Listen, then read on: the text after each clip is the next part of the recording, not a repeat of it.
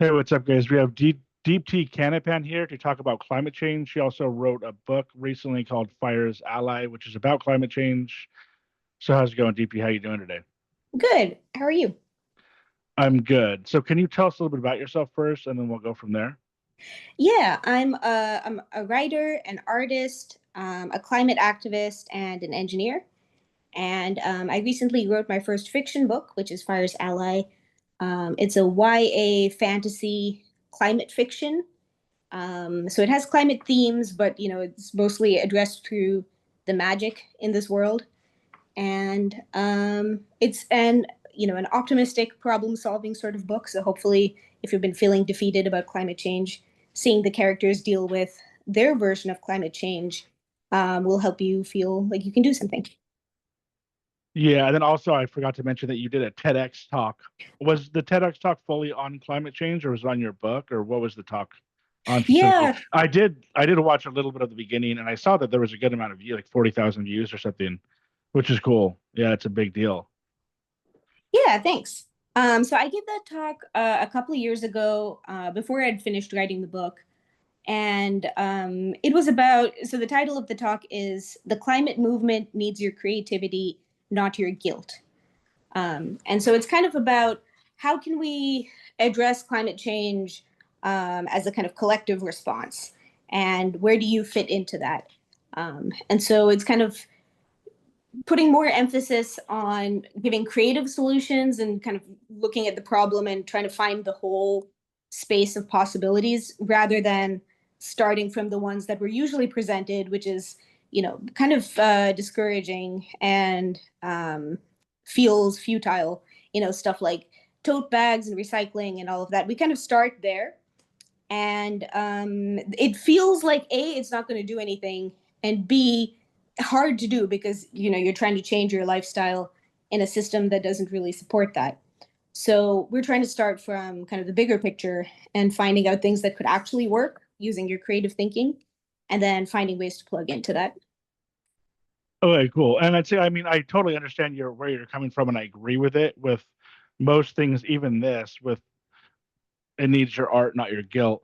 But I feel like there is a certain amount of, there is something with especially climate change, where I definitely don't think it needs our guilt or like shaming or judgment, if that's what you mean by guilt. But I definitely, like I said before when I was talking to you, it kind of, I feel like it does need a certain amount of um honesty and realism and science, I guess. And but also I totally agree with you on art, and I think that I really do think that there could be more art when it comes to that, like as far as TV shows and movies. I don't really feel like there have been too many climate change movies or TV shows. Have you? Which seems weird. I mean, obviously, I mean, like full. I mean, like kind of like fully apocalyptic. Can you think of too many? I mean, like I know there's one coming out called The Lost Bus, which is based on a fire with Matthew McConaughey. I don't know if you heard about that one, but that's like an No, Apple TV Plus one. But I'm wondering, are there any other ones that are out that you can think of, or that have been out that deal with climate change? well, I know there's some disaster movies, and I think Don't Look Up was a famous Yeah. example of kind of an allegory for climate change. It had a different example. But the thing is, I don't really like the messaging in some of these movies because I feel like they focus on scaring people and being like, guess what? Climate change is real and it's going to cause these disasters. And the framing within the movie is about the characters kind of running away and surviving. Or in the case of Don't Look Up, it's like a very deep analysis of a failure to address the issue. And I mean, that's fine. I think you do need that. But the thing that really feels missing to me is, just an imagination of like, what if we get this right? How would we do it? How would you address this um, crisis of this scale? And it doesn't have to be a movie, it doesn't have to be a book, but like somebody needs to kind of create that imagined pathway so that people can picture it and like feel like, oh, okay, I think I can handle this, and work towards it, because we're not like working towards anything specific, we're just kind of fleeing something that we're scared of, and that's a natural response. but we're fleeing away from disaster toward what? I think we need lots of minds coming up with the answers to that. Yeah, I think that, I mean, I've heard this take on this movie too, that it was on that specific movie that it was, I forgot who it was, but it was like too on the nose, I guess, and too, yeah, like you said, trying to scare people. And it's weird because, like, in my mind, I would almost think that's what people need, like a kick in the ass. But it also, I think, maybe turns people off, does actually scare them, and they don't really want to deal with it. And like you said, to coming up with better solutions or maybe making it more realistic or capable. So, but I mean, but at the same time, like I said before, I feel like there's a lot of people out there who just seem like they want to deny it. Types of people like, I don't know if you know, like Jordan Peterson, those types of people seem to, I mean, I think that I'm assuming kind of like his whole group, which would be like mostly right wing, I would say, try to just deny it. Am I right about that? Like, from what I've heard from what he says and other people, like, I'm assuming anybody in the right wing tries, oh, it's not true. It's a conspiracy. I've heard it's a conspiracy theory started by China or whatever. So like they just don't really want to deal with it. And I kind of feel like those types of people, like you kind of have to show them, you have to prove it to them. And if you don't, if we don't prove it to them now, it eventually is just going to be proven to them, right? I mean, but I recently saw that there was like a whole, like one example would be like a whole island in somewhere kind of like in the middle in the middle of the ocean is sinking, and the people need to go to Australia. So it's like, okay, like whether you believe that we're doing this, like we're causing this as humans or not, we do need to do something better. It is getting hotter. I can tell that each summer, right? So what is your answer to those people when you just kind of like really need to kind of like deal with the facts and science? Yeah, and I think with some of those folks, it's, are they being honest about what they really believe, and are they capable of being convinced? And do we need to convince those people specifically? Because those are kind of the extreme example. They have a vested interest. There is a big climate denial movement, and it kind of makes sense that they don't want things to change. They don't want people to make the changes that are needed because it would affect them, it would affect their worldview, and it would affect their bottom line. And a lot of people are thinking, possibly, this is going to happen, but it's not going to happen in my lifetime. So I just want to just want to hold on power while I'm alive. And, other people will face the consequences, but they don't either care or can't really think about that. I think we don't need to hold our breaths trying to get through to those people unless, there's specifically some kind of power that they hold. Um, but most people are kind of in between. They're kind of persuadable. They're not like so set in their worldview. And a lot of people believe this is a problem, but don't know what to do. They feel overwhelmed and like they can't do anything. And I think those people, especially, you don't need to scare them further. They're probably too scared. They're so scared that they're kind of paralyzed into inaction. Um, and there are people who are kind of persuadable. They're kind of listening to the deniers. They're kind of listening to other voices. They're listening to the mainstream. And I think for them, you're going to want to um, give them the facts early on so that they kind of hear the denials and think that doesn't sound right. That doesn't sit right with what I've heard before. Um, but no, I don't spend a lot of time trying to convince Jordan Peterson. I think with people like that, you need to um, get them out of power or outvote them on whatever the issue is. You need to make sure you get more people to listen to you than listen to them. Um, Yeah, but I think for some of those folks, I think they do believe it and they are lying to us, or they might not be persuadable by arguments that we would recognize. Like we would say, "Hey, I've got all this science and all these facts," and they might be like, "Well, I don't do math. I don't do science. Like, why are you telling me all of this stuff? I'm too committed to my worldview to do all this effort."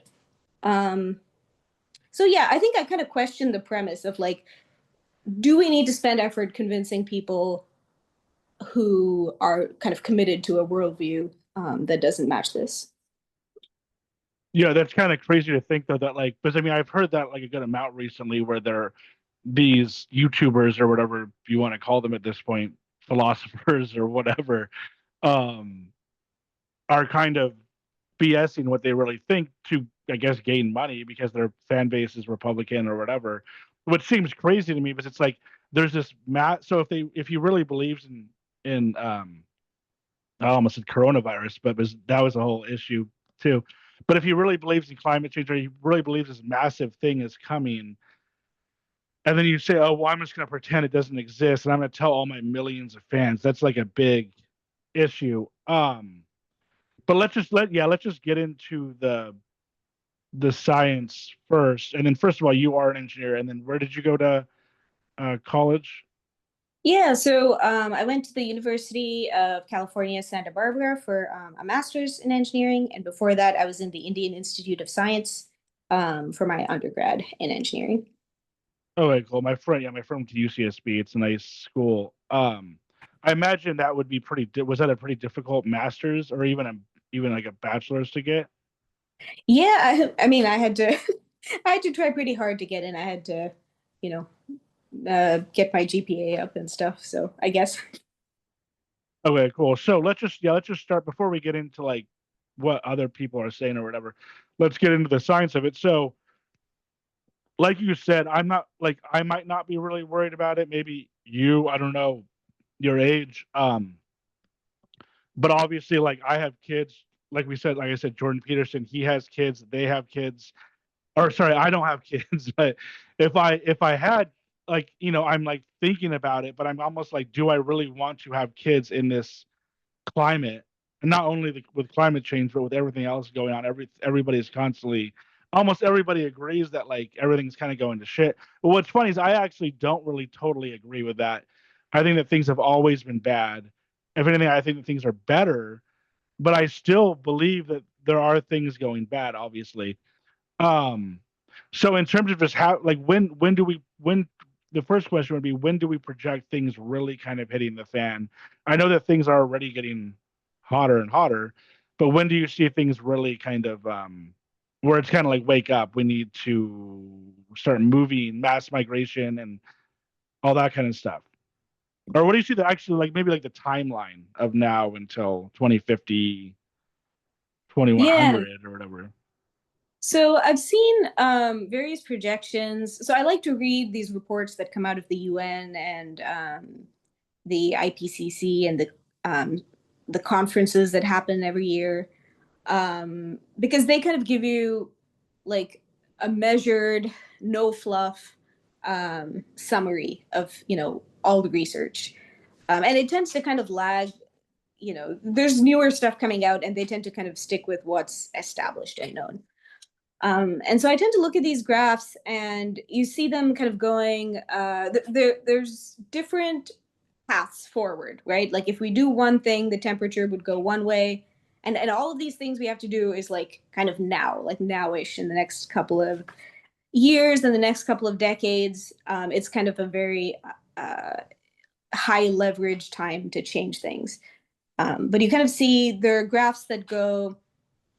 Um, Over the next 100 years, or no, sorry, till 2100. And they kind of look at the temperature relative to pre industrial times. So one of the numbers that comes up a lot is the 1.5 degrees Celsius above pre industrial times.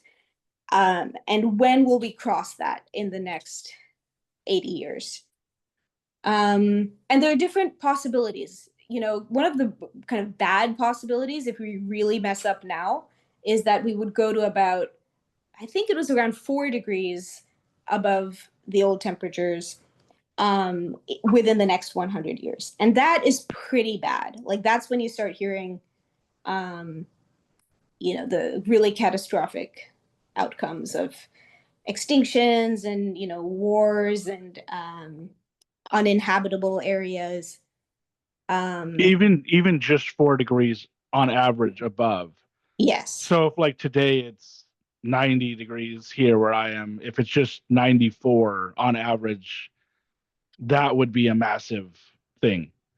Yeah, but it's It's not kind just of crazy. 94 where you are. It would be like 4 degrees on average Yeah. across the world. So some of the changes aren't evenly distributed. You might not get to 94, but the ice caps might be 4 degrees above what they are now, or they might be five above what they are now, and you might be only three above. And so somehow that averages out to four. And that is quite bad. It's not one of the likely outcomes, but this is kind of like one of the bad cases. But right now you're saying we're already 1.5 Celsius, which that should be equal to Fahrenheit, right? In terms of just the 1.5 or no? What No. would that be in Fahrenheit? Do you know? I'd have to convert it for you.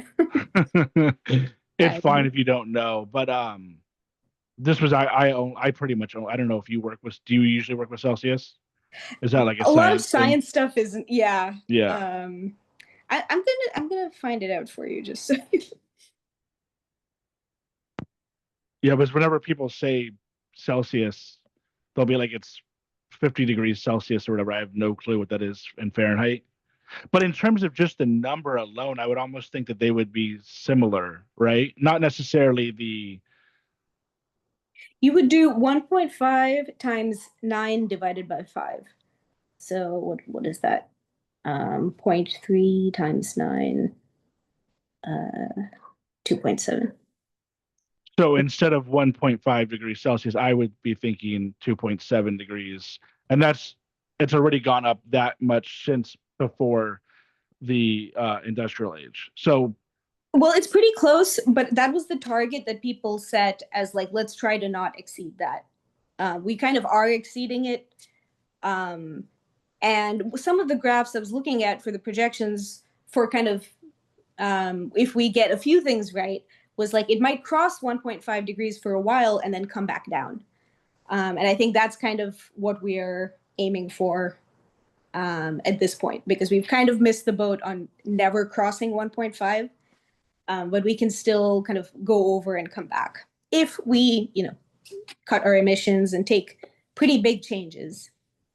like, do you think that would happen just naturally? Because a lot of people will say, "Oh, this is just a natural rise and fall of the Earth temperature, that which always happens." To those people, would you say, if we don't do something, this will keep rising, as opposed to just going back down? Yes, if we don't do something, this will keep rising, and potentially it'll keep rising faster and faster. And that's the thing that's never happened before, or at least not this fast. So in the past, yes, the temperature has gone up and down, and it's kind of um, almost you could say self-corrected because there's lots of complex natural processes that are balancing each other out. But the thing that we've done is that we're basically burning a lot of wood and coal and just various fuels, and so we're just constantly increasing the amount of carbon dioxide and other greenhouse gases in the air, and it's just going up, it's not going down. And so when that happens, the temperature just goes up, it doesn't go down. um, and so the good news, I don't know if this seems like good news, but I felt good when I read it, was that like if you do take all the greenhouse gases out of the air, it's linear. The however much you take out, a proportional amount of temperature will come down. So it's not kind of a situation that is like stuck. We're not stuck at a temperature. It's just it's changing with the amount of greenhouse gases that are in the air. So it is reversible. I guess that's what I was trying to say. Okay, I've also heard something. I mean, it's probably, I'm assuming it's just like a joke of what denialists will say, but I've heard them say like something about like when cows fart or something like that like can affect it. Is there any truth to that? Or like, Yeah, because I mean, there is. obviously that's something that's just going to happen naturally. Um, Yes. it's kind of like a So stupid question. It's just I've heard that and I'm like, what do they mean by that? It's like, Right. So we're always, we're always breathing out. Cows and animals are always breathing in and out and farting and burping and doing whatever else. And also, there's always been, plant life and some water bodies that take the carbon dioxide out of the air. So we're putting it out. Some things are taking it out of the atmosphere. And so that kind of was in a sort of balance. And what we've done again is we've increased the number of cows, right? Like cows were doing their thing, but now we have a much larger population of cows and all the other livestock because we use them to support our food system. And so all of these numbers have slightly shifted, right? Like we were always breathing out, but now there's more of us. We were always burning firewood, but now there's more of us burning more things than firewood. And cows were always doing their thing, and now there's more. So it's like it's just the shift of the balance that's troubling. So we're literally, which is should be kind of obvious maybe, but we're literally breeding more cows. Pretty much all animals we eat. We're like before there may have been, who knows, I don't even, like 5,000, just guessing, 5,000, and because we're breeding them to literally eat, because and then same with chicken and everything else, and on top of that obviously there's more and more people. um I had a question about that, and that, okay, that makes sense. So in terms of the majority of the problem is the burning of the fuel, even burning firewood, which I haven't really even thought about that, but burning firewood, burning coal, um, any of these types of things are basically causing the smoke to rise, and then that's what'd you say about the greenhouse gases? Like it's Yeah. So basically, carbon dioxide is the big one. There's a few more. Methane is the one with the cows. Um, but yeah, when you burn stuff, gas from cars, obviously. yes. So the gasoline is what we're burning, and then the gas that gets emitted is more carbon dioxide, among other stuff. And yeah, so if you burn anything with carbon in it, you get carbon dioxide. And the thing with carbon dioxide is that it traps the heat um, close to the earth, like in the atmosphere. So, we always had heat coming in from the sun and heat leaving the earth through radiation. I should explain that. So the earth, radiates heat back out. Like, you get warmth when the sidewalk is hot, right? So that was radiating back out. But the carbon dioxide, basically changes the absorptivity of the atmosphere and kind of keeps that heat close. So the sun, the heat from the sun's always coming in. That's pretty much the same all the time. But less and less of it is escaping back out into space. And so whatever doesn't escape is just basically staying somewhere near the Earth. We don't know where. The heat kind of moves around. So that's why, temperatures are different from place to place. But on average, whatever the heat we trap, that has to heat somewhere. So it's creating almost like a kind of like a greenhouse effect, right? Excellent. Exactly. And so it's not, because couldn't you kind of and I know some people probably say this, but couldn't you kind of say because of the Earth's orbit getting closer to and further away, that also would affect it? But this has nothing to do with that, right? It doesn't have it to do with us getting closer or anything. It's just all within our atmosphere. Yeah, exactly. Because I think some other things do change. Yeah, orbits change. That does affect, but those are much, much slower. And they don't have this like compounding effect, right? Because um, there's things that happen where as the temperature rises, the water vapor kind of reinforces what's happening. Like the rather than having the temperature just go up, up, and up, there are things where it can start sort of taking off like an exponential.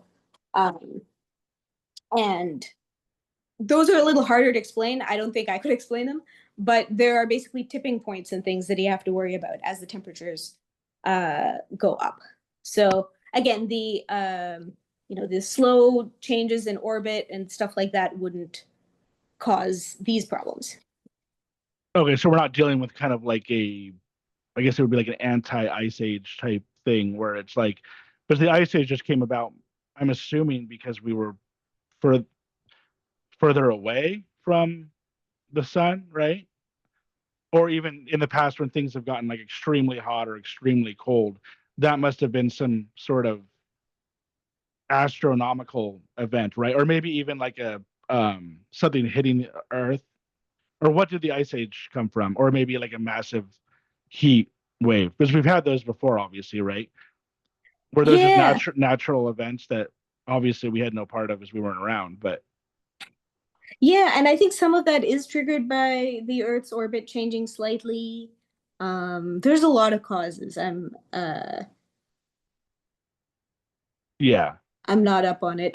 if you don't know, it's fine. Yeah.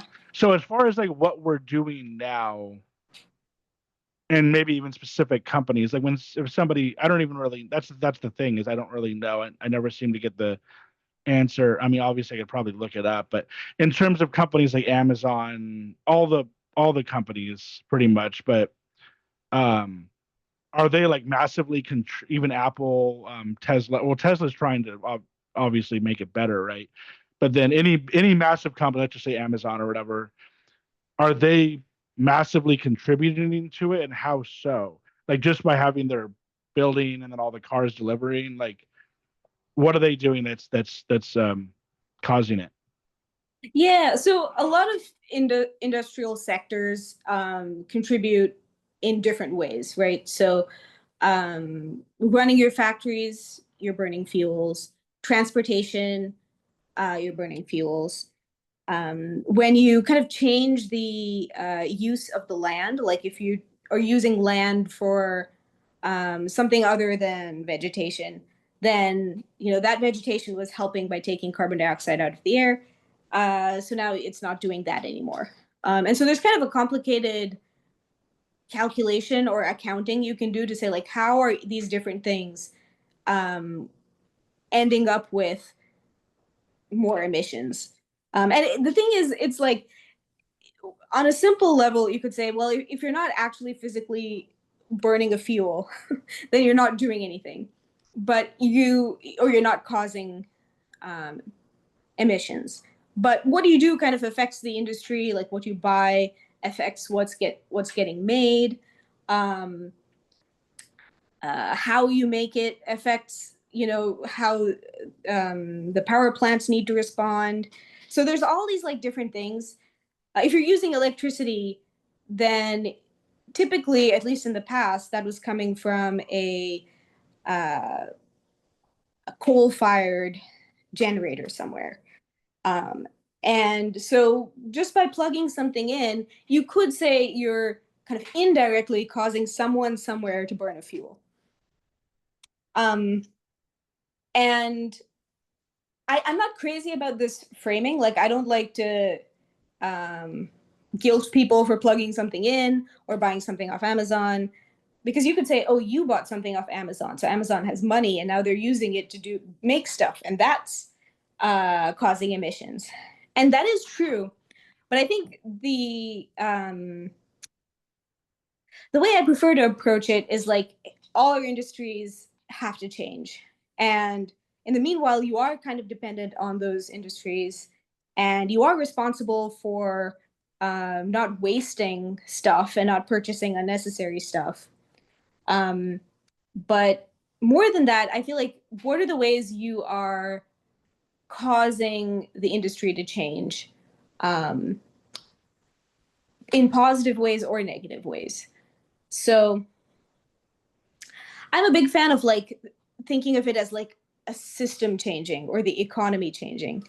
And so if you're buying from somebody who is innovating a process where they emit less, then you're you're potentially helping them catch on and outcompete people who emit more. Um, so yeah, maybe I'll get into that later. But it's kind of like there's this complicated web of cause and effect that ultimately leads to somebody somewhere burning a fuel. Um,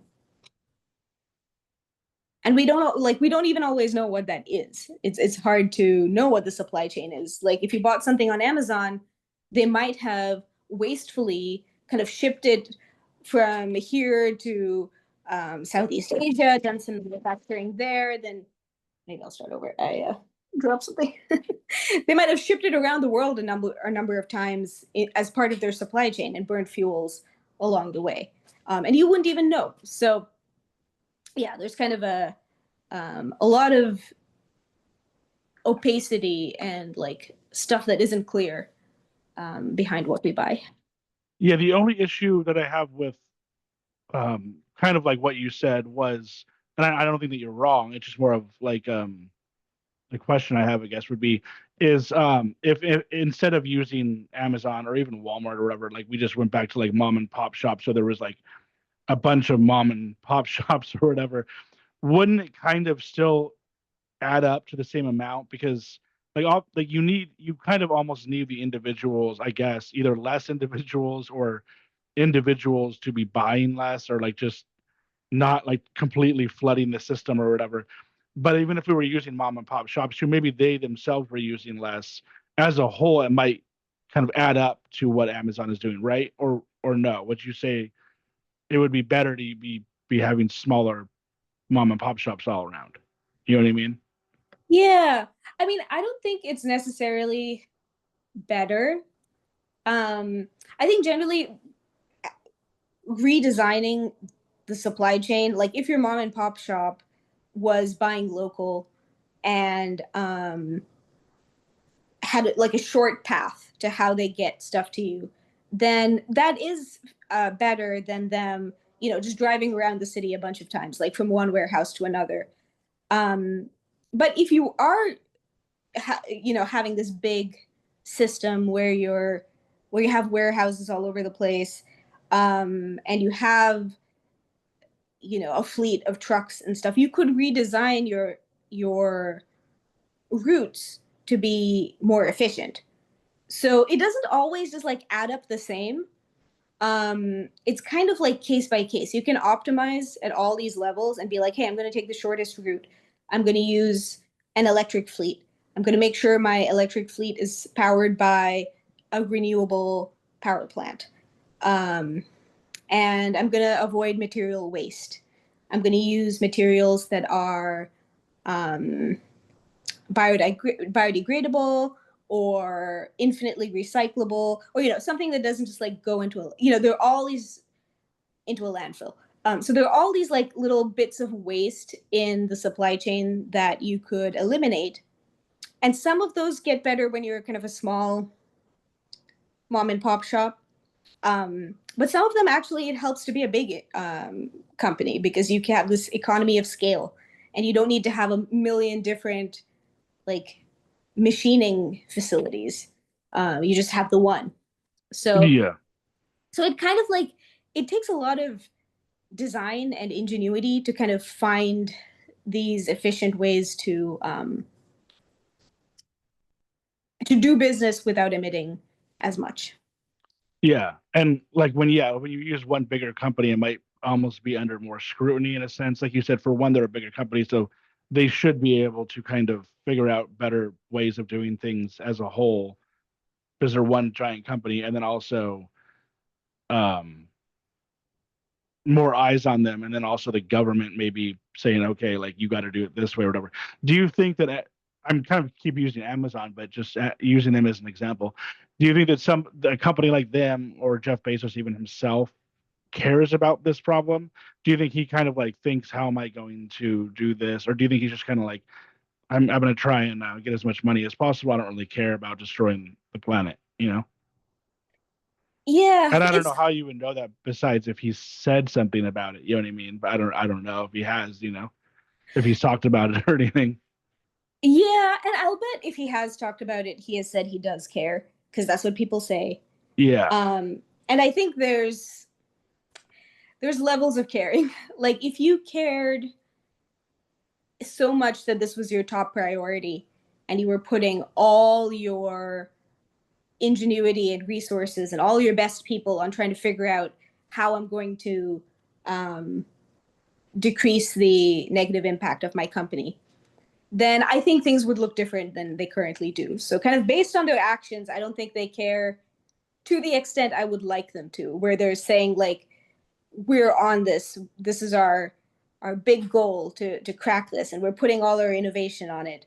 And you could, that's where I keep going to, like, you need your creative thinking on this problem, and you're gonna have this one decision to make, let's say one day, where it's like, hey, I could do this thing that's maximally efficient, but my profits are going to go down by 2%. Like, do you take that choice? Do you go and say, yes, this is my top priority, I will take a 2% drop in my profits? And I don't see companies doing that, and that is to some extent to be expected. Like, they will probably do that if their employees demand it, or if their customers demand it, or if the laws and regulations demand it. Um, but yeah, I think a lot of people care, but not enough to like fully commit to making some sacrifices. And I think a lot of people care and they don't really know what to do. Like, there are people who aren't Amazon who maybe would be willing to make a big sacrifice, but they don't really have the knowledge or ability. Yeah.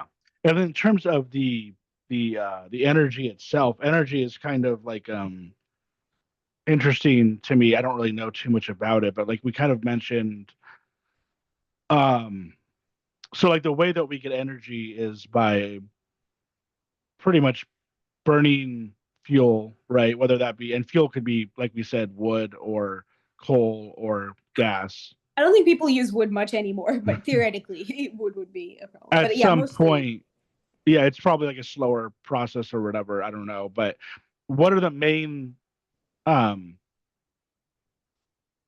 yeah, I guess how does energy even work? And then what are the main ways that we're using it? And then what are some other ways that would work that we're like not using as much, or like the green thing? I think that one of them would be like the what do they call those big tall Wind energy, wind yeah, like turbines. wind energy is supposed to be better, right? It might be totally good, or obviously solar power. So yeah, if you can like quickly kind of try to go through how the energy works in terms of maybe like a coal mine or something, or and then also what we're using that's bad, and then what we could use is good, or what we're using is good. Yeah. I know it's a So long-winded question, but yeah. no, it's all good. Um, yeah. So I mean, the main ways we use energy are, through the electric grid, right, to power all our appliances and stuff, um, or in cars where we kind of burn fuel right in the car. So the big thing is all of these power plants are trying to supply electricity to us through the grid and to companies and office buildings and all of that.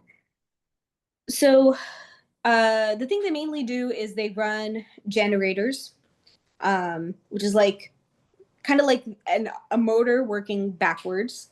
Because for a motor, you put electricity in and it turns stuff, right? It turns the shaft. A generator is like you turn the shaft and then the electricity comes out. And so they all need ways to turn the shaft so that they can get the electricity out, and basically send it to us.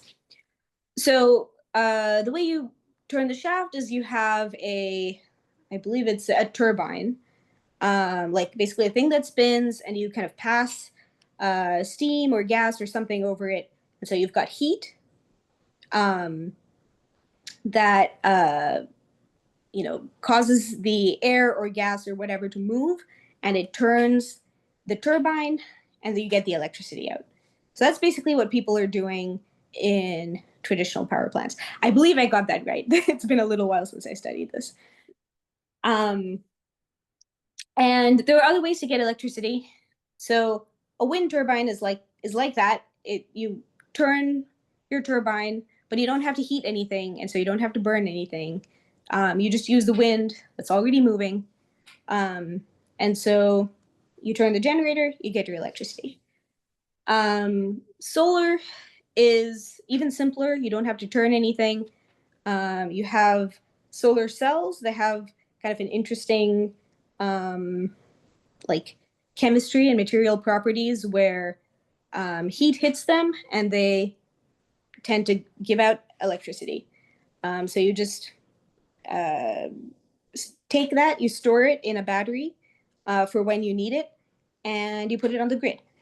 So there are other ways to get electricity. You can get your turbine turning in other ways. You could go near a geyser or like a hot spring or the waves, and do some fun mechanical design to get whatever's moving out there to get your turbine to turn, and you get your electricity.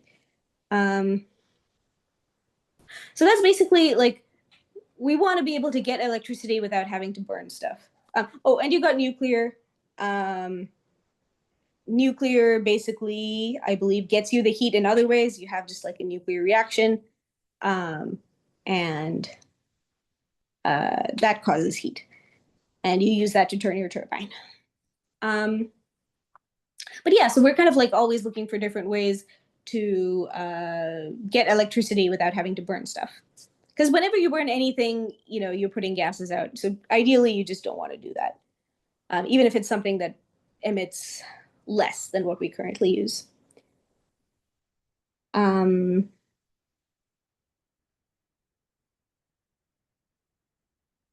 So yeah, I think that's what I wanted to say about that. So then where do we use the electricity for loads of stuff, right? We use it in our homes. And you don't want stuff to go to waste, because if you're kind of pulling electricity out of the grid, somebody in a power plant somewhere is burning a little extra fuel to get that to you. And then industrial processes are using electricity to run their machines and make stuff. Office buildings, all kinds of things are using the energy. So like the less energy you spend, and the less energy you project forward as needing to spend, because power plants are kind of saying, this is how much electricity I think the city of LA needs, so I need to make sure I'm always producing enough to supply them. But if we all just kind of decrease our energy, they can sort of budget down and burn less fuel. So I don't know if that helped at all. Yeah, it did. So everything right now in normal, so everything right now is all our electricity, and most or all of this is for electricity, is all coming from a normal power plant, but normal being not nuclear power plant, right? And at these normal power plants, is it mainly just coal, or is there any other? I believe there are gas powered plants as well. But then, are there some nuclear power There are plants already nuclear. up? Do we know where are those? Where would the nuclear ones be? Um, I think a lot of states have them. I know that California, where I live, has one. I know they were being used in Germany and France and various places. There's kind of nuclear is not the preferred solution for a lot of climate activists because, and I agree. I don't think it's a long-term solution. It may possibly be a short-term solution. And that's for different reasons. It doesn't really cause emissions, but you end up with nuclear waste and you need to figure out what to do with that. And if you just said, okay, we're just doing nuclear forever, it would just have more and more nuclear waste. And then at some point, you'd have to say, okay, now this is our new problem. What are we going to do with all of this? So I definitely think we can't kind of switch to nuclear and be like, okay, this is our new headache-free problem. We're just going to do this forever. But since you brought it up, a lot of states and countries are using renewables as well. Now there's a mix. You've got your coal-fired plants, gas-fired plants. You've got solar, wind. Those are in use in some places. So that transition is happening, and if it happens more, there will be, you know, less of a direct effect of you running something in your house that will be coming from renewables, so it won't be really causing emissions. So ideally, we want to go to, well, actually, first of all, the nuclear ones, isn't that like kind of pretty much just splitting the atom? Is that what we're doing every time we're creating energy? Like we're splitting atoms or something in those? Or So we're doing nuclear fission. I believe we are splitting the atom. Yeah, it's kind of like, oh boy, I'm gonna have to brush up on some of this stuff, but I think it's like it's fine if you don't. If you don't, I yeah. think like alpha particles, they go off and they hit the other atom, and then that one splits, and that one goes off and hits the other one. And so you've got, yeah, atoms basically splitting into two or more smaller nuclei. And Okay. when that happens, they give off heat. Do you have like a light in the room because it's getting kind of dark? It's Oh, fine yeah. if you. It's fine if you don't. It's just kind of hard to see. There we go. So yeah. So then, what ideally do we want to go to? It sounds like there are some issues with nuclear, which I don't know what those would be. It's just kind of like dangerous, or what are the issues with nuclear? Yeah, you end up with, so those atoms that split, those are basically a different element now. I believe you start with uranium and you end up with, I don't quite remember, a different isotope of uranium. And that is not safe to be around. It's just constantly emitting radiation, and it's harmful to humans and animals. And so what we do is we hide it away somewhere. We bury it underground, or we kind of stash it somewhere where no one lives. But you can't do that forever because you're going to run out of room. Okay. So ideally, what do we want to be using? Either solar or wind turbines. Those are the two main ones that we should be using. Yeah. So I think most of the sort of big picture strategies I've heard say that, we need a kind of mix. You have a sort of energy portfolio. It's not all one thing. So you probably wouldn't be able to do 100% solar in most places. You wouldn't have enough space to put your solar panels, and you wouldn't have enough sunlight in some places. So you'd have some solar, some wind, possibly some hydroelectric, geothermal. They use a lot of geothermal energy in Iceland and some countries like that. So it's like it is a viable solution. It's not going to work everywhere. Um, Is geothermal kind of like a freezing type mechanism, or no, that's like when you've got hot steam coming out of the earth, like a geyser, and you use that to turn your turbine. it's literally just the like with the heat or the steam or whatever, the heat is literally just turning the turbine. Like the movement of the heat creates kind of like enough power to turn the turbine. Yeah. It's like it's probably heating some gas along the way. It's probably not just the steam as it comes out. Um, Usually you need a little bit of a mechanism first. Yeah. So the two main things are solar and then wind turbines, and both of those I think people will say that it's just not enough, right? So we can't fully rely on that. So there is some argument about this. Um, I think one of the things I took away from one of the reports I read was that we do need to switch to these. We also do need to bring down our energy consumption as a society. There's a lot of waste that we could cut. And between those two, so it's like there isn't enough for us to do exactly what we're doing right now.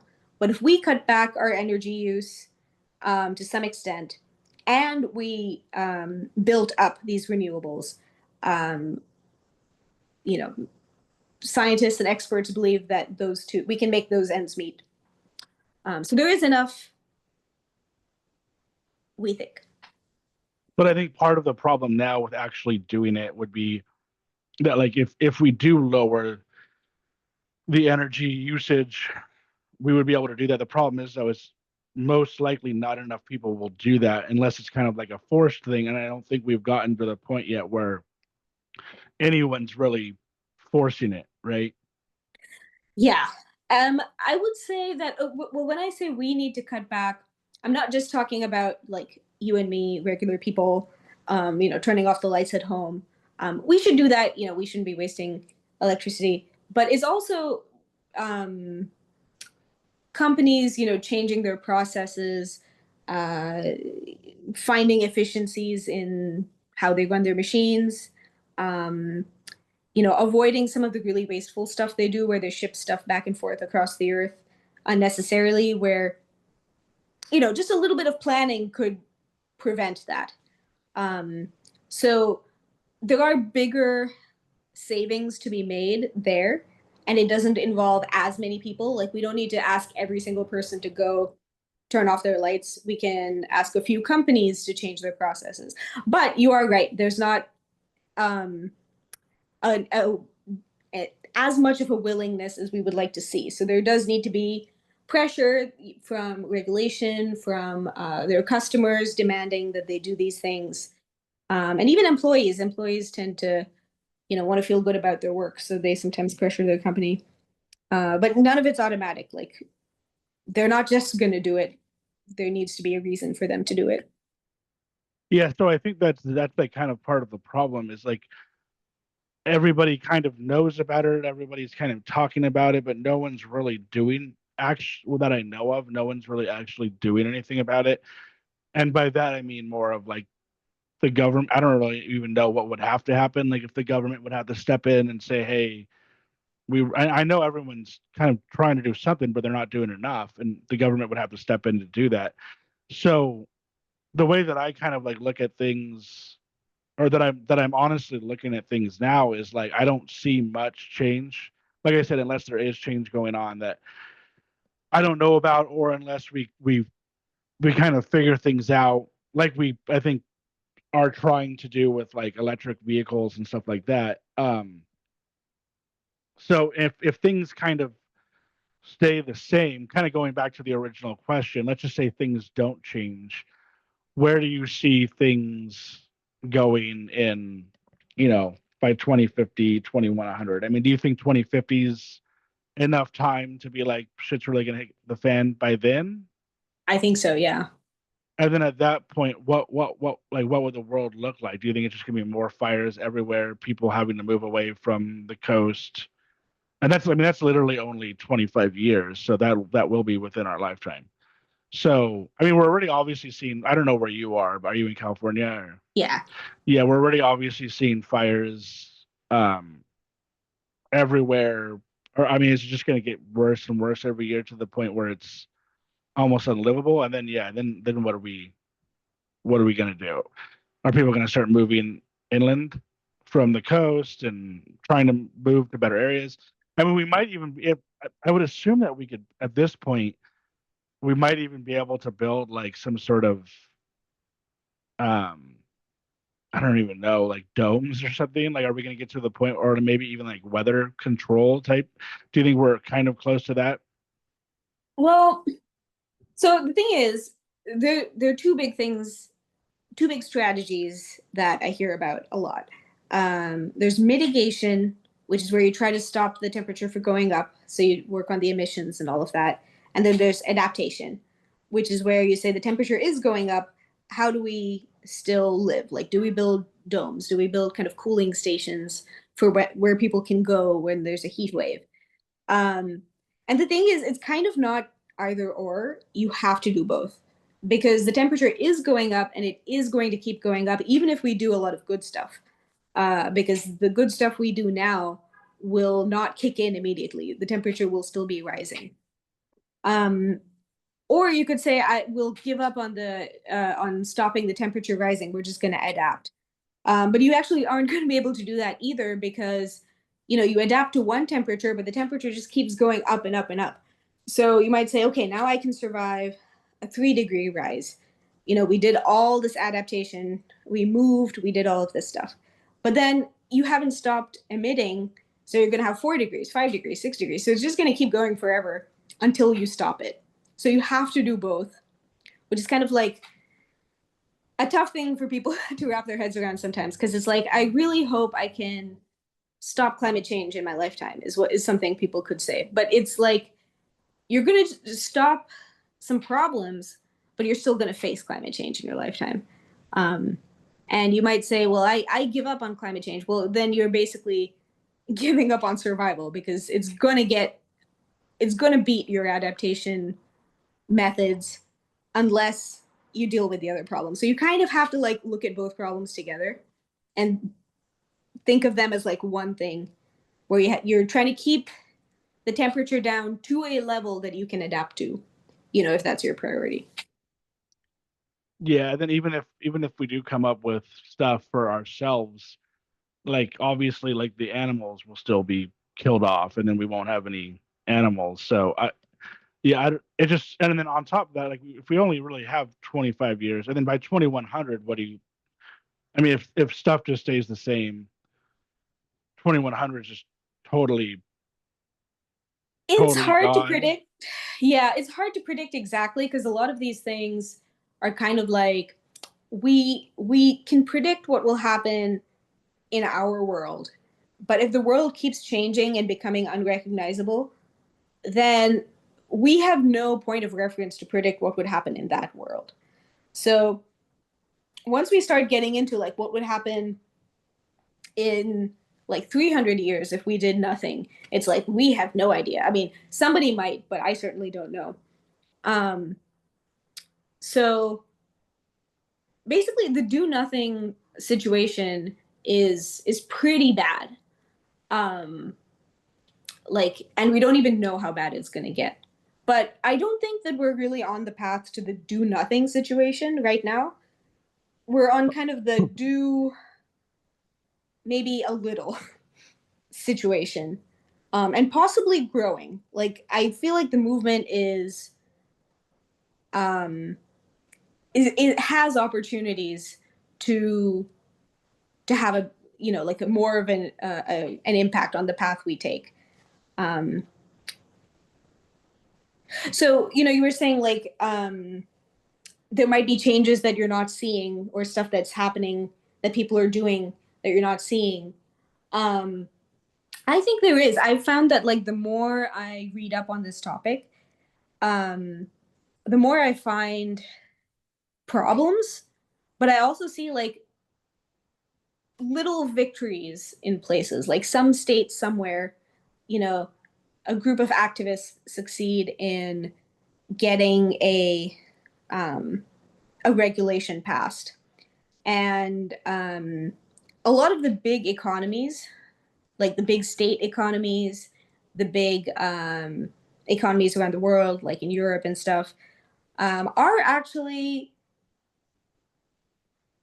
making significant progress. We always need more, and it's kind of like whatever is working, we need to amplify it. Um, but I remember a couple of years ago, I read the emissions gap report, and they were kind of saying, oh, that's a thing that comes out from the United Nations, like every year or maybe every other year, where they talk about, you know, how much are we emitting and how much do we need to cut? Like, how far are we from our goals? And so if you kind of look at the trend, um, you'll see that like we are accelerating our improvements. And so we kind of need to keep pushing. You can't like stop for even a moment, basically. Not you personally, but just like as a group, we have to keep on it. But I don't think the do nothing situation is the most likely. What's more likely is kind of a do some stuff and then still have a lot to adapt to, and be like very imperfect, and um, see a lot of problems that will unfortunately have a lot of deep consequences for us as a society. Um, but also, at some point, it turn things around. That's kind of where I'm at. Like that's what I'm seeing as the future right now. Yeah, like unfortunately, I'm not seeing it that way, and I'm not saying it. I think that we're aware of it, and I think that people are doing stuff about it. But the problem that I'm having is I'm not like a climate change activist. I don't even you would consider yourself a climate change activist, right? I think you said that. Mm-hmm. I'm not, so I'm definitely not doing enough.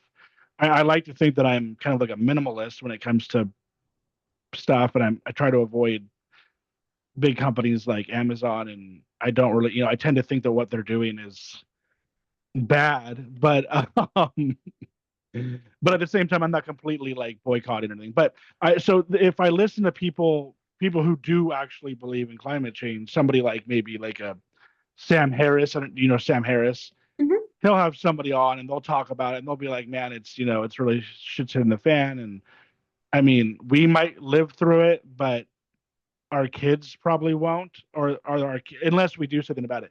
But then they'll be talking like doomsday climate change. Same thing with AI. It's like they're talking doomsday with climate change, doomsday with AI, but it's not stopping. Like and then even if we do completely stop, which I would personally think, unless we come up with some sort of like ideal energy solution, I would think that 25 years just isn't enough. 50 years just because it's like, how long have we been doing it for? How long does it take to fix? So I'm not necessarily like a doomsday. It just I kind of have my not skepticism in terms of I don't believe it. I think that I do believe it. It's just kind of like more of a situation is like, will it be in my lifetime? Same thing with the AI stuff. It's like when I hear AI doomsday stuff, I'm not a doomer when it comes to AI. Like I actually am looking forward to it. But even if the doomsday stuff happens, I don't really necessarily think it's going to be in my lifetime. I definitely think that that's selfish viewpoint, but like, what am I going to do about it? Like, you know what I mean? Like, I don't see it stopping basically. And even if things are getting better, and I do agree with you, some small stuff is getting better.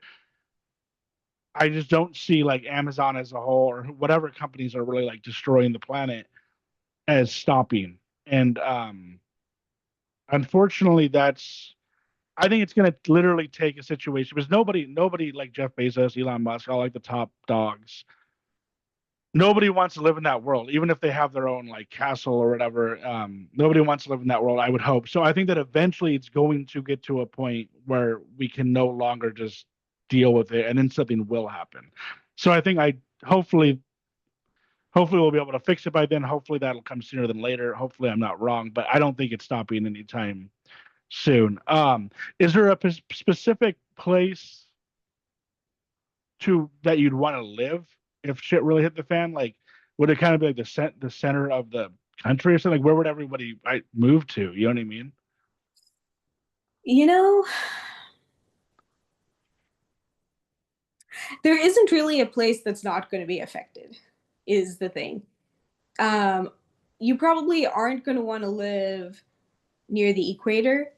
Um, Maybe and colder places like Canada, like right, or like because it'll be less hot. yeah, but you're going to be affected wherever you go. I guess probably, yeah. I guess probably on a mountain, on a tall mountain. Because Canada still has fires. So, Yeah. um, yeah, I mean, I do think that like I do think that we will figure stuff out, because I think that like we're capable enough now. I do think that we'll figure stuff out, but I don't. At the same time, I don't see things changing. I don't see people's greed essentially changing, or people's like desire for just shit changing. I think they're going to still want their Amazon, and I keep using Amazon, but I'm sure there's a ton of worse companies. But so in terms of AI, obviously like they're using like a lot of um electricity themselves, right? But then at the Yeah. same time, I'm assuming most of those AI guys, like Sam Altman and Mark Zuckerberg, are fully aware, and I think that they're smart enough to like at least um, want to try to better things. That's just the vibe I get from them. So, do you think that AI in general is almost adding to this problem? And then in general with AI, like, are you kind of like more of a doomer when it comes to AI, or how do you feel about AI in general? Yeah, I wouldn't say I'm a doomer. I'm not a fan of it. I don't think it's going to change things as much as people claim. I don't think it's particularly helpful. Um, most of the AI we talk about, like the large language models and stuff, I don't personally find it useful. and I don't find the claims about how useful it is all that believable. Um, but I also don't think it's going to turn super intelligent and like become a monster or something like that. I mean, that I guess when I hear that stuff, it doesn't make sense to me. So I kind of go like, okay, whatever you say. Um, I don't think it's great for society though, and I'm kind of like curious to see where that will go. I'm kind of worried about people um, kind of offloading their thinking to it, and and I am worried about job loss. I think whether it does a good job or not, people are going to want to try to use it to replace people. Um, so I Even do if it's think of it, bad. yeah. But I'm it doesn't strike me as this like really big long-term problem. To me, it feels like either it's gonna work or it's gonna cause some problems. But they don't seem as of like a compounding issue as some of this other stuff. It doesn't keep me up at night. I'm not crazy about it though. It does kind of like whenever I read the news, I kind of cringe about some of this stuff. So you actually don't think it's as big as a threat as climate change, but Yeah. I almost feel like AI has for some people has become more of the threat, more talked about than climate change has. I don't know if you've noticed that, but it seems like it's all, which like I agree with you. I don't think it's going to become super intelligent anytime soon, and I don't think it's going to be conscious anytime soon. So I'm not too worried about it. And as of right now, I personally think it is a big help.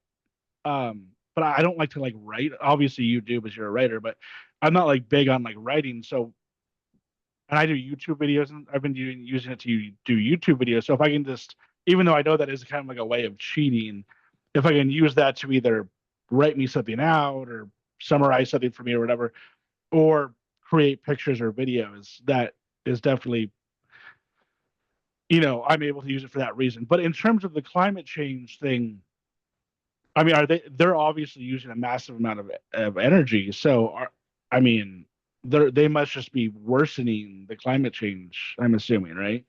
Yeah. So it's just another contributor, right? So you've got all the industries are burning fuel in some way or another. And I believe this is kind of on par with farming, or it's a bit less than farming. Um, the contribution of the, emission contribution of AI. And so it's kind of the same problem. Like we need to decrease emissions across the board. The It's kind of like farming. What do you mean? I see. I hope I'm right about this, but I read somewhere that the amount of emissions caused by AI use is kind of about the same amount as the emissions caused by farming. Is that a lot? Like, do farmers use a lot of emissions? Yeah, so some of those emissions are because of using the land. So you've kind of taken out um, the vegetation that would be, efficient at taking carbon dioxide out of the air, and you've replaced it with crops, which are less efficient at that. So you get some emissions that way. Or For maybe so, it was water for, use. Maybe it was for, water use that they were saying. I'm not sure. for some reason, I would like kind of like assume that like farming would be kind of like a good thing. Like it's probably not. You're right, but for some reason, I'm like it seems kind of like a natural way of doing things, but there's still, like you said, there's still obviously like just probably destroying the plants, and then they have all the animals too. So And there's lots um of kinds of farming. There's regenerative farming, and there's farming that basically takes this into account and has varied plant life and kind of works with the seasons and stuff.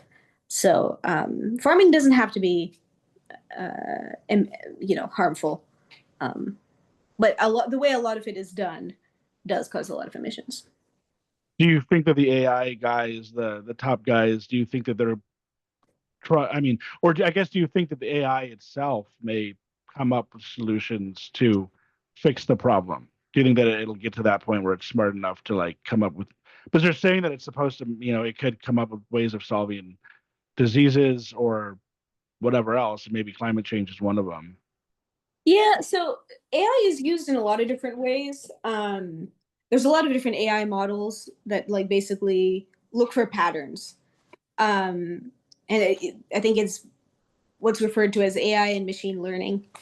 And they have lots of uses. They're used for machine, no, what did you say? Diseases. They're used for finding weather patterns, and lots of like stuff that's relevant to climate change. But usually when people are talking about this, they're talking about the large language models like ChatGPT is going to help somebody figure out climate change. And that I am so skeptical of. Like, I think people are mixing them up when they say that like AI is helping with all these science breakthroughs. I think they're talking about like very narrow AI. Like it's designed to do one thing. It says, look at all this stuff and find a hurricane in all this satellite imagery. And it can get very good at that. And you kind of need to like really train it to be good at that. Um, and it does work. But then when people, I think a lot of people have sort of described it or changed the story basically to be like, no, the super intelligent AI is going to come up with like innovative stuff, and it might help people. It might help people brainstorm. It might help some kind of um, process of innovation, some kind of like collaboration between groups. It might fit in somewhere. But this is like one of those things that I find kind of like overhyped and overblown, where they're like, AI is going to be this thing um, that like solves problems. I'm kind of like skeptical.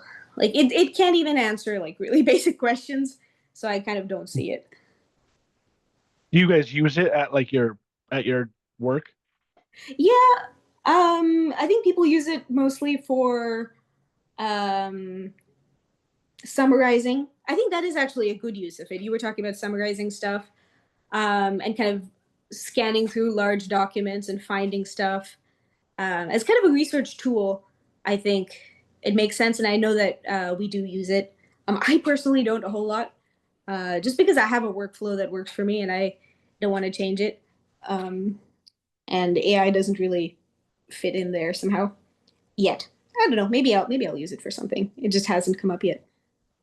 Yeah, I've heard that. I mean, I had a guy on who owned an AI company, but it wasn't like a LLM type company. It was like he used AI to with ads, Google ads, and he was like totally doomer on it. He's like, in the next 5, 10 years, it's gonna I mean, I've heard this from a good amount of people that the world is gonna be a different place. And I mean, in a sense, I'm kind of like you to where I'm like, I don't really necessarily believe that, but I'm kind of still optimistic. I don't really necessarily want it to be a different world, but what they're doing kind of like already, I'm kind of excited for. And like even with the image generation and the video generation, and then it just, I mean, it's just going to make a lot of stuff easier. I think I don't necessarily think it's going to be too crazy, but I don't, yeah, I don't know. It's one of those things that's hard. Hopefully, it will be able to solve problems. But then there's also the reverse, which is it's going to take a bunch of jobs, and the rich are going to get richer, the poor are going to get poorer. I hope that we're kind of at a point now where that won't happen. I'm hoping that we're at a point where we won't allow the government, at least, will hopefully step in and won't allow that to happen. Um, but let's see. Yeah, so if you want, we can wrap things up. We can go over your book, obviously, which I mentioned at the beginning, but if you want to go more into like your book, and then yeah. Sure. I guess one thing I want that's kind of a bridge between what we were talking about before and the book is this notion of like tipping points. And we usually hear about like bad tipping points, right? Like, or at least I mentioned some where if the temperature rises to a certain point, then things really start snowballing and things get worse and worse and worse. But this is kind of a thing you see. in a lot of natural processes where things are like changing slowly, slowly, and then they hit a certain point, a certain amount of change, which isn't that much, but then it causes the change to like really blow up and amplify. And so this can kind of happen with social stuff, with technological innovation, with stuff like, you know, AI and digital technologies. Um, so one of the things I was reading recently, and I'll probably send you some of these things I'm referencing, so you can include them in your notes or something if you want to. Um, was this thing about like multiple tipping points that kind of need to happen to create, um, you know, the changes and the fixes about climate change that we need.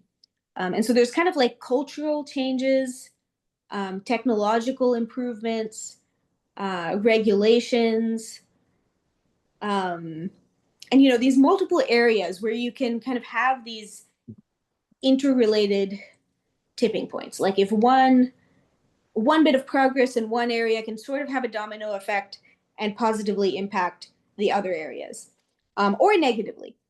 So I think that's one of the things that interests me and that kind of gives me a little bit of optimism, which is that even if things are changing very slowly, you only have to like push against the grain for so long, until it starts snowballing and becomes a positive uh, change. It's possible, it's not guaranteed, and it could also go in a negative direction. Um, but that's what helps me not be discouraged by the slow progress sometimes. Um, and this is the sort of thing you see with a lot of social changes, like when um, you know, civil rights were won, and when women's rights were won, and the vote for women, and all of these things, you have this like period of like very slow, seemingly non-existent progress, but it picks up. Like when it catches a sort of spark of the moment, the change happens rapidly.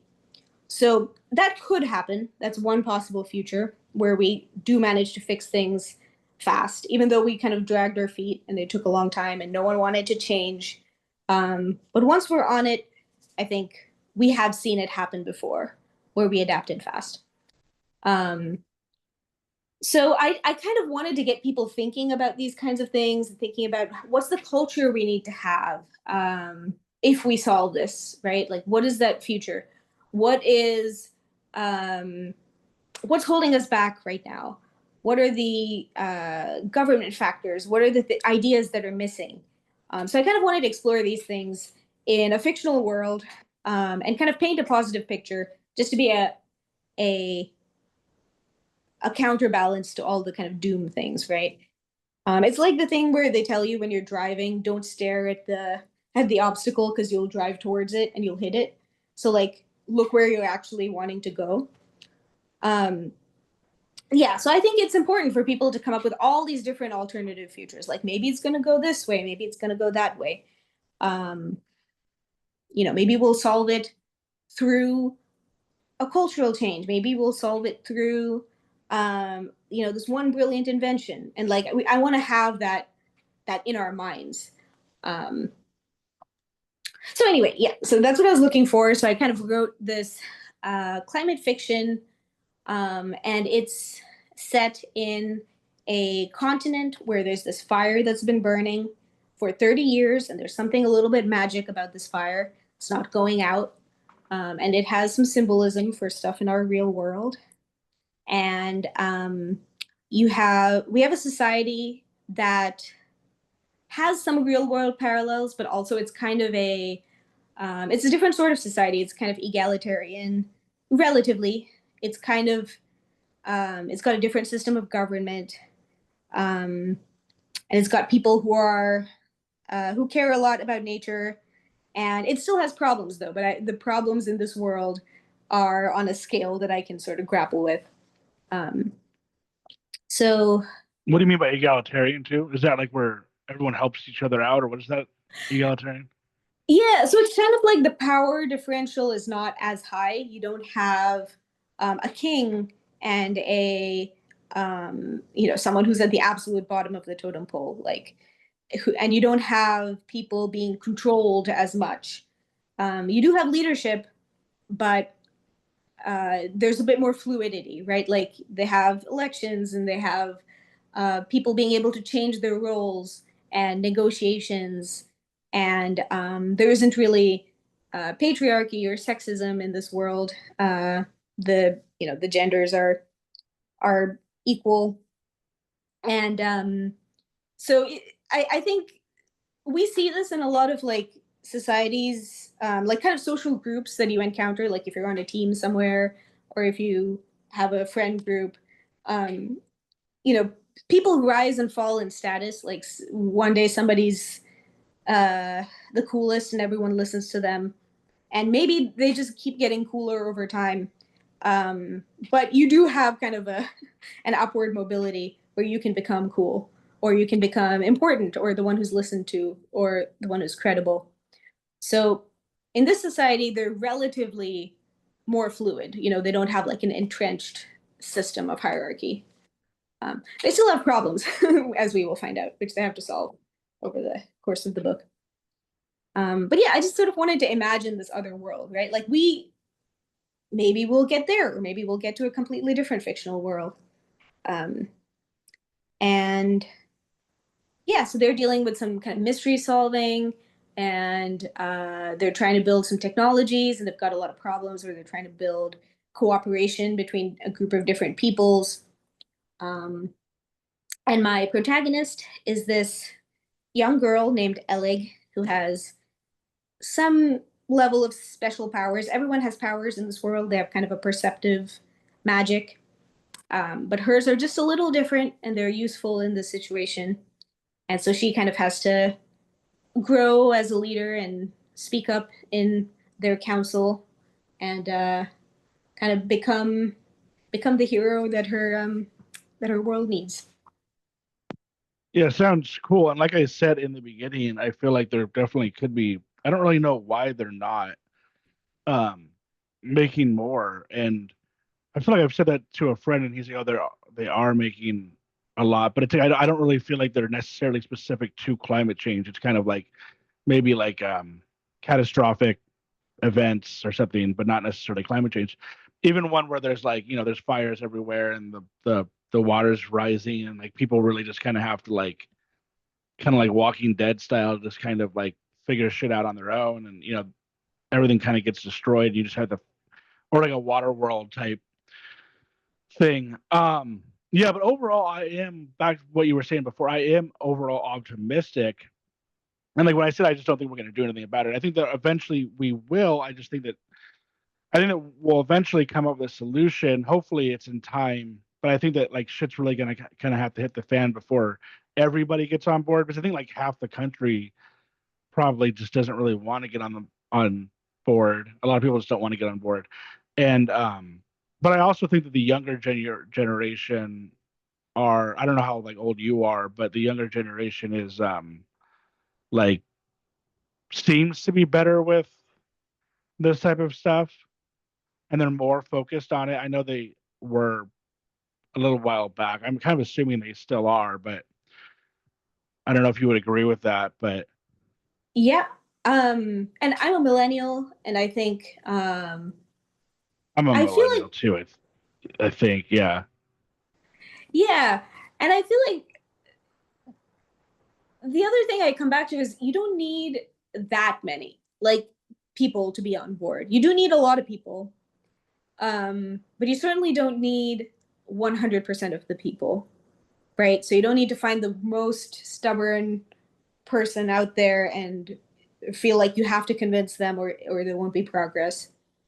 Um, you sort of need voting majorities. You need kind of majorities within different pockets. Like if you're in a company and like not Amazon, but let's say you're in a kind of medium-sized company and you want your company to change um, the way they do business, you need to convince some fraction of the people in your company. It's not even 50%, I think. It's like just enough to be loud and like a problem for management to ignore. Um, and so I tend to think of it in leverage points, right? So it's like, can you convince enough people to get your whole company on board? You know, to like nag your your management and make them take on the thing.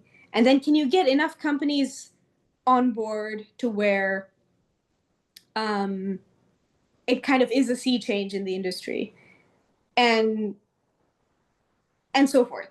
So I think in terms of the number of people who care and believe that it's happening, I think we're there. I think we're at a point where we have enough of those people, but we don't have the people caring and believing it also doing something or doing enough. Um, and we haven't really given them some, when I say we, I mean us, the climate activists. We haven't given them something clear to do. Like, we haven't said, go to your boss and say this, this, and this. We haven't told people how to prioritize. Like, should they be doing that, or should they be going to their city council meeting, or should they be writing to their representative? Like, there are enough people who will do these things if you ask them and give them like a clear pitch. Because I read some stats somewhere that like 60% care about climate, or something like 85%. I keep seeing these different estimates of the number of people who say we need more climate action. These are high percentages. The other faction are loud, and they're trying to recruit, and they're trying to get people onto their side. Um, but if you could activate those 85% of people and give them a clear thing to do, um, the numbers aren't the problem, just like in themselves. There's lots of problems. And I think one of the big problems is that as a movement, we don't have like a strategy, we don't have good messaging, we don't have good like calls to action where we say, like for you, for example, right? You clearly care and are concerned, and you were saying like, I'm not doing anything, and I don't think that's true, by the way. But if you were to say, okay, tomorrow I'm going to do something, I don't think we as a movement have given you a clear way to do something. Like, it's on us to recruit you and give you something to do because you want to, we want you to, but that communication channel is not up to the task yet. So that's something I'm very interested in and like motivated about. We have to figure this out. We have to get those 85% of people, or whatever the percentage is. Maybe it's 50, maybe it's 40. By 85%, you mean 85% of everyone, or 85% of like a group of people, or Yeah, what do let you me mean? look that up just so I'm getting you accurate information. But there was an article that came out. Because I mean, 85%, if you're talking about everyone in America or whatever, that would be pretty difficult, right? To get that many people on board. But supposedly they are on board. Is that was what they are. The number you need is much smaller. It's something like 3.5% or 30%. There are different estimates for different contexts. Of everyone though in America or the world, or Yeah, everyone in America, you would need 3.5%, I think, to be like really on board. Okay, here we go. Let me look this up. that, yeah, that's not, that's pretty low. Right. Yeah, well, I totally agree with you, and I'm all for like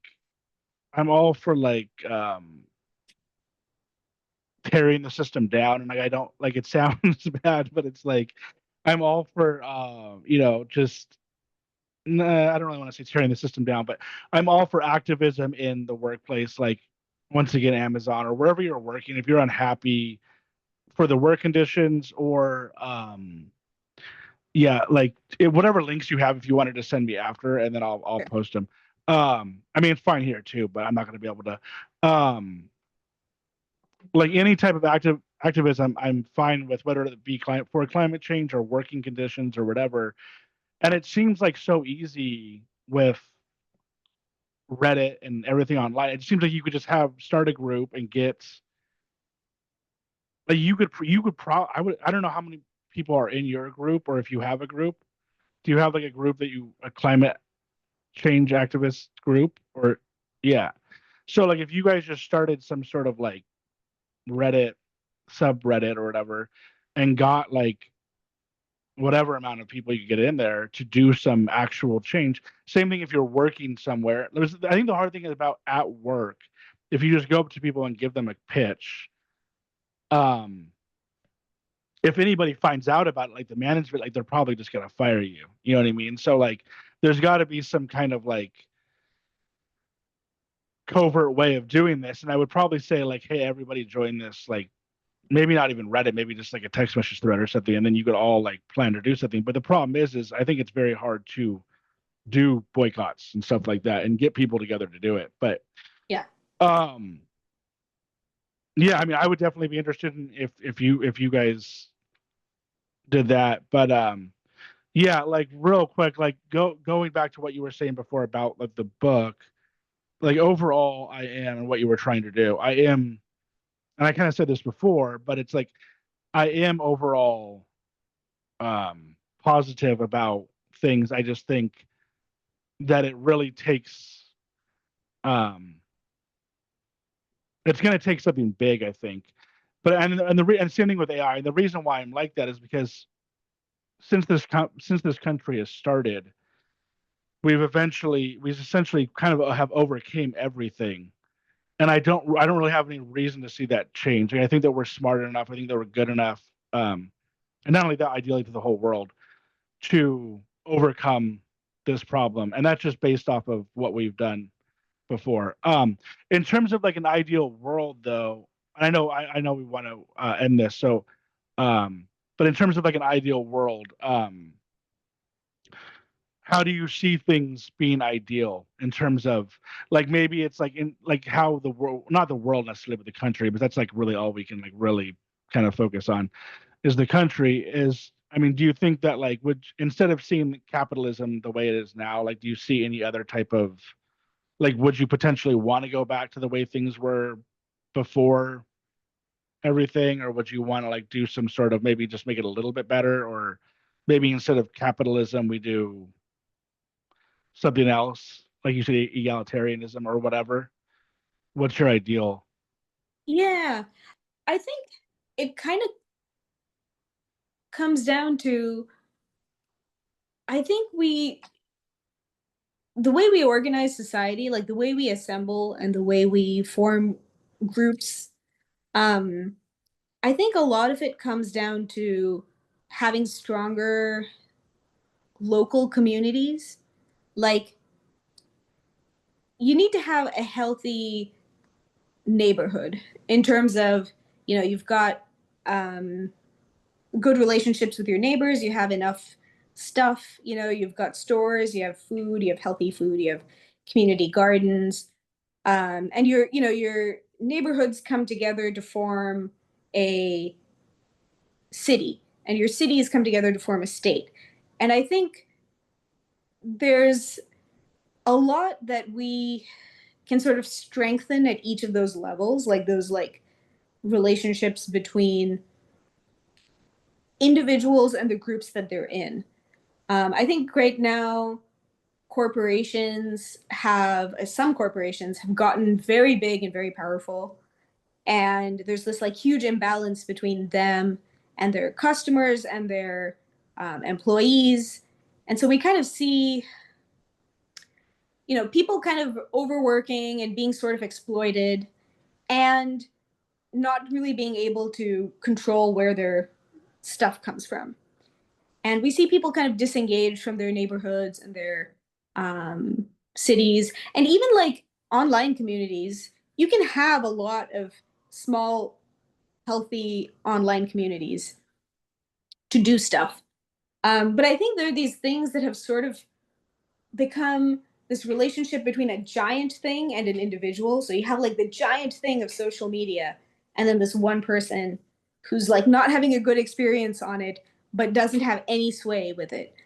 Um, and you have this one person and their giant employer, um, or their government that's, you know, not responsive to their needs, and they are not engaged with their local government. So I feel like there's just this loosening of society. Like, you could be in these tight knit groups that could all be functioning well, that could be working well in your um, physical location, maintaining your gardens, maintaining the habitats, um, having local energy distribution. So I kind of see it as like,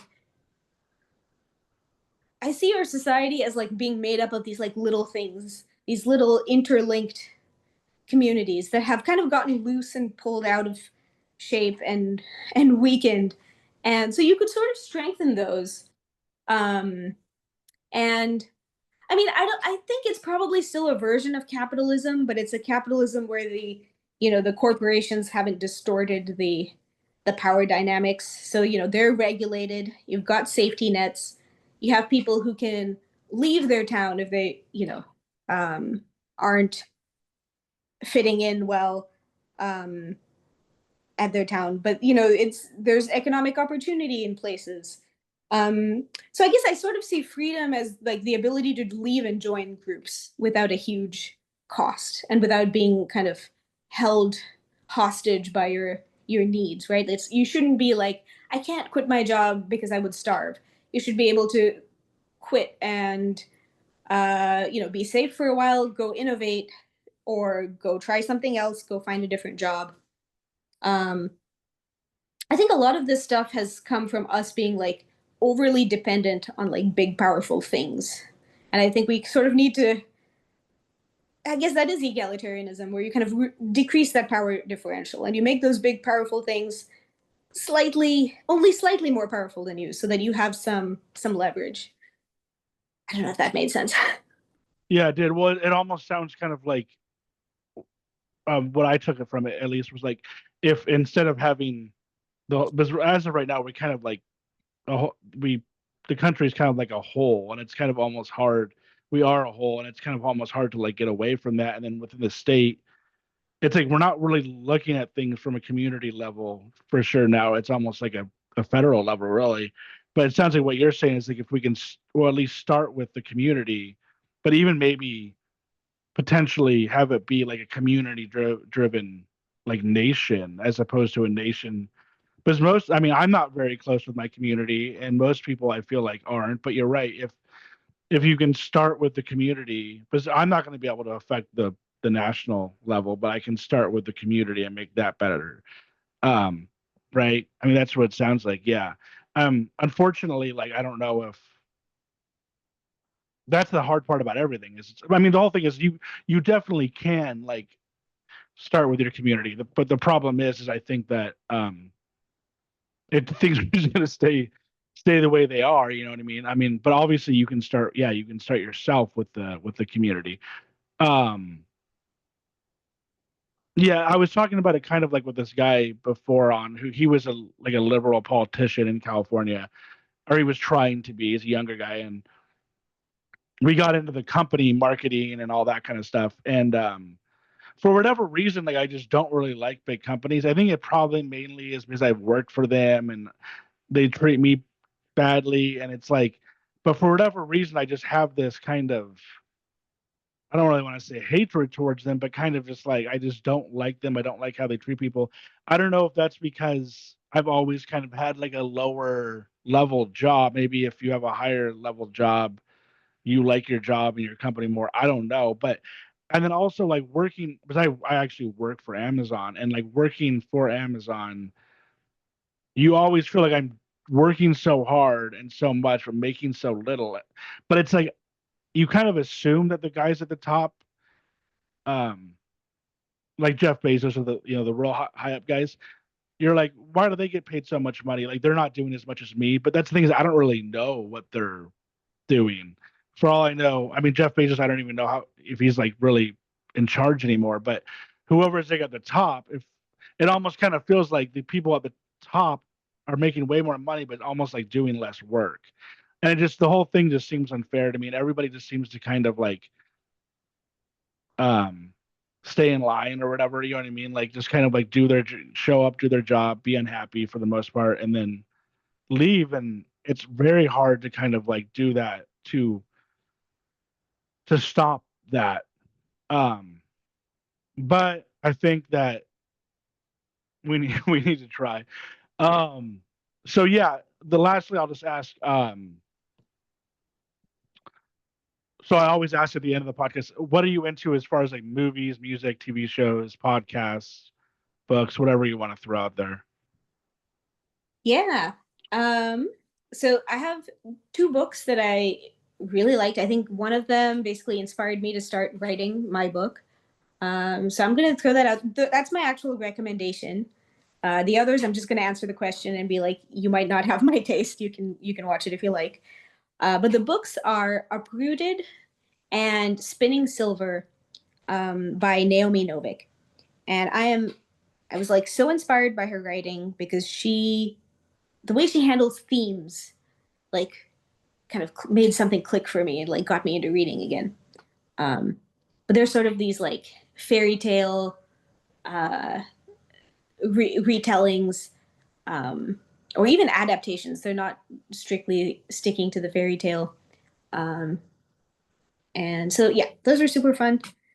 And speaking of companies, and the corporate uh, world, I got super into Severance when the season two came out this year. Um, I think that's also like the form of storytelling I really like, and it got me super inspired once more. Um, but yeah, I mean, I hear you. The corporate world is weird. It's a weird place to be, and I like how it captures that. Um, Are you technically working for the corporate world, or would you say what you're doing is kind of separate from that? I'm in the corporate world. I'm at a smaller company, so it that makes it a slightly different experience, I think. And it sort of teeters on the like public sector. It's kind of in the middle of public and private sector. So I think it makes it a little different. It feels a little bit like being at a university. Um, so it suits me, but it does have some of those corporate quirks. Like it does have some of those euphemisms and like, the those hallways and uh, some of those experiences are common. Yeah, like the whole thing kind of seems to be fake, even if they're trying to present like good, positive morals or whatever, it still seems to be kind of like fake and just disingenuous. You know what I mean? Yeah, corporate speak, right? Like the way you need to speak. Yeah. And just well, even if they're like kind of promoting something good, it's like they're just this is what me and the guy were talking about before. Like they're promoting like um LGBTQ or whatever they're trying to promote. It almost just seems like a way for them to try and like make more money or something. You know what I mean? Like you never know if they really actually feel that way or they're just trying to make money, you know? Absolutely, yeah. The way, yeah, marketing speak and like publicity campaigns, they they give me the weirdest, like kind of creepy feeling. So Yeah. I think I know what you mean. So Severance, and is there anything else or is that it? That's Um, fine if it is. I've been rewatching Big Little Lies. Okay. That's kind of a guilty pleasure for me because it's got just like such beautiful landscapes and people behaving so badly. Okay, cool. And then in terms of the book, are you trying to do this professionally or full time or anything? Like in or do you just are you just doing like on the side for fun? Yeah, it's kind of a side project. I intend to keep doing it. Like I'm kind of serious about it, but it's not like my job or my. I'm not even planning to make it my career. It's just a serious hobby. Okay, cool. Well, thanks for coming on, Deepti, and send me the links to like the books and everything else you want to send. And then if you ever want to come back on, just let me know. Cool. Thank you. Thanks for having All me right, on. thanks. All right, bye guys.